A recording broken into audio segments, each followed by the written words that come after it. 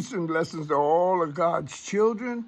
I have a story about heaven and hell that I like to run by. It's a parable, an actual parable, And it's about a man who, like many of us, during his, youth and being a young man, he had to learn some things, so he made a lot of mistakes. But, like most of us, as life goes on, we learn what is better for us and what's not.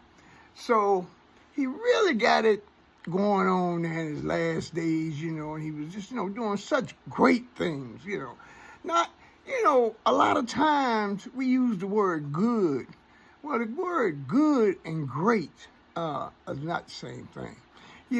Great people don't do good things all the time. And the whole concept of good is explained in Scripture, where Christ told, said, look, none is good but God. But anyway, he got it together. So, as we all, none of us get out here alive. He passed away.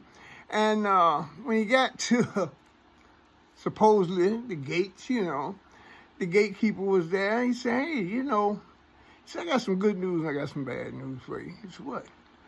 He said, well, early on there, you was kind of rough there. You got it together in the end, and that's commendable. But, this is like a minimum of punishment. You got to spend one night in hell.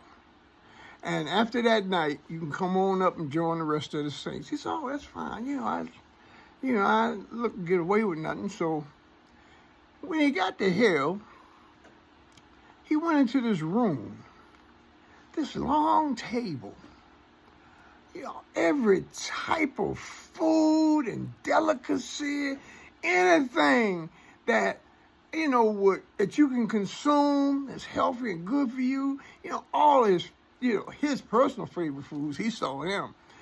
And when he looked around at the people, they were made sort of different, They had these real big stomachs.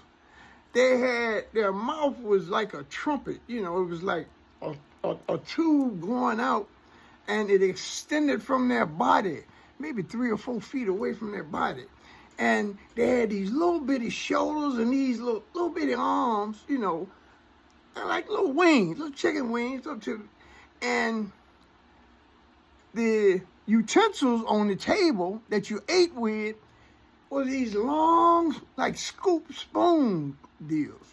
And the whole thing was, you'll get this 3 to 4 foot ladle or spoon or dip or whatever you want to call it, and you try to get your food. Well, when you would finally get the food on the spoon, when you go to bring it to your mouth, it'll go right over your shoulder.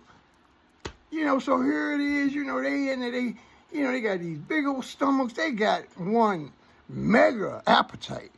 All this food right there in front of them, and they're just steady, and the food just going in the flow, just wasting away, rotting and stinking. But, they trying to get something to eat. Next morning comes, goes up, gatekeeper asks, all right, young man, what do you think about that night in here?